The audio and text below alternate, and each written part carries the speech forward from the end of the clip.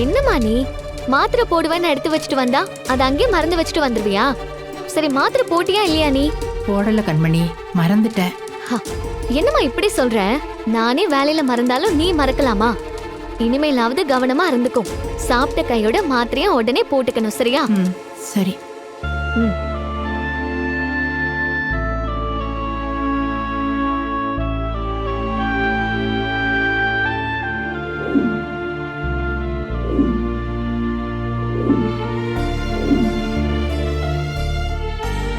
சரி, கொஞ்ச நேரம் கழிச்சு நான் உனக்கு காய்கறி சூப்பு வச்சு தரேன்.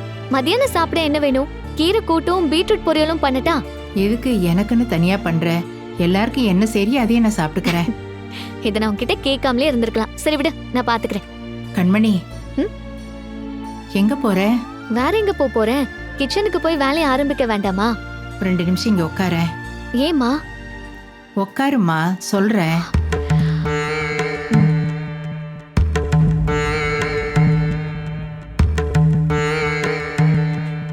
ஒன்னும் இந்த வெண்ணிலா பத்தி கொஞ்சம் யோசிச்சேன்.